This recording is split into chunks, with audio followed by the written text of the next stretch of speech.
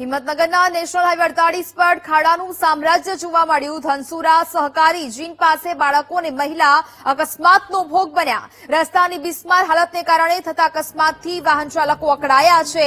રોષે ભરાયેલા સ્થાનિકોએ રસ્તા પર ચક્કાજામ કર્યું। નેશનલ હાઈવે ઓથોરિટી સામે વિરોધ નોંધાવવામાં આવ્યો।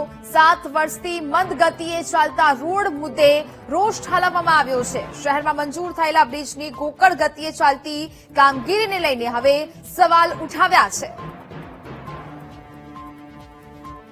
તો જ પ્રકારે હિંમતનગરના નેશનલ હાઈવે 48 પર ખાડાનું સામ્રાજ્ય છે તે જોવા મળી રહ્યું છે, જેને કારણે હવે લોકોમાં રોષ ઉદ્ભવ્યો છે। રસ્તા પર ચક્કાજામ કરીને લોકોએ વિરોધ નોંધાવ્યો, કારણ કે હાઈવે પર આ પ્રકારની પરિસ્થિતિ છે તેનું નિર્માણ છે તે પામ્યું છે।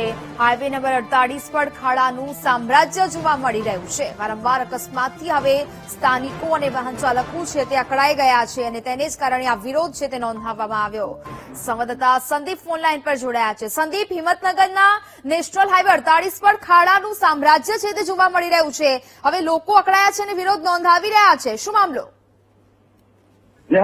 છેલ્લા કેટલાય સમયથી સાબરકાંઠા જિલ્લામાં નેશનલ હાઈવે છે તે ઓથોરિટી જે પોતાનું કામ છે તે મંદ ગતિએ કરી રહી છે, જેને લઈને આજે વાહન ચાલકો છે તે મોટી સંખ્યામાં સહકારી જીન વિસ્તારમાં પહોંચ્યા હતા અને ત્યાં પોતાનો વિરોધ છે તે કરી રહ્યા છે। અને હાલ જે પ્રમાણે સ્થાનિક લોકોનો જે ગુસ્સો છે તે આસમાને પહોંચ્યો હતો, જેને લઈને આજે સહકારી જીન વિસ્તારમાં ચક્કાજામ કર્યો હતો અને ચક્કાજામ કરતા મોટી સંખ્યામાં લોકો છે તે હાઈવે પર આવી ગયા હતા અને જે ખાડાનું સામ્રાજ્ય હતું ને જેને લઈને લોકો જે મહિલાઓ છે તે અકસ્માતો ભોગ બન્યા છે અને અકસ્માતો ભોગ બનતા જ આજે ટોળું છે તે બેફામ બન્યું હતું। સ્થાનિક વેપારીઓ સહિત જે લોકો છે તે અહીંયા આવી પડ્યા હતા અને નેશનલ હાઈવે છે ચક્કાજામ કરવાની ફરજ પડી હતી। પોલીસ બળ છે તે કરી રહી છે અને સ્થાનિકોને ટોળાને વિખેરવાનો પ્રયત્ન કરી રહી છે। હાલ મોટી સંખ્યામાં લોકો છે તે હાઈવે ચક્કાજામમાં જોડાયા છે અને બંને બાજુમાં નેશનલ હાઈવે તરફ 7 થી 8 કિલોમીટરની લાઈનો છે તે જોવા મળી રહી છે અને વાહન ચાલકો જે અકસ્માતો ભોગ બન્યા તેને લઈને અને બાળકોને લઈને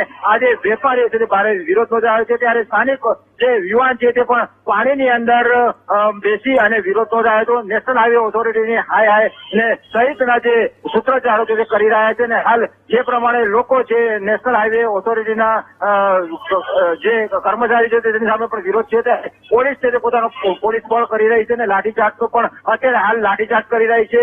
પોલીસ ટોળાને વિખેરવા માટે લાઠીચાર્જ કરી રહી છે અને જે ચક્કાજામ કરતા લોકો છે તેને ધરપકડ અટકાયત કરવાની પણ હાલ તો કામગીરી કરી છે। ત્યારે હાલ નેશનલ હાઈવે જે હાઈવે છે તે પણ હાઈવેમાં વાહન ચાલકો પરપ્રાંતિયો અને હાઈવે જે મોટી સંખ્યામાં લોકો છે અવરજવર કરતા લોકો છે તે હાલ હાઈવે પર ચક્કાજામ છેલ્લા 3 થી 4 કલાકથી વધુનો સમય થઈ ગયો છે। ત્યારે પોલીસ બળ અત્યારે લાઠીચાર્જ કરી રહી છે અને લોકોના ટોળા છે તેને વિખેરવાની હાલ કામગીરી પણ કરી રહી છે। જી નેહા। બિલકુલ સંદીપ, જાણકારી બદલ આપનો આભાર।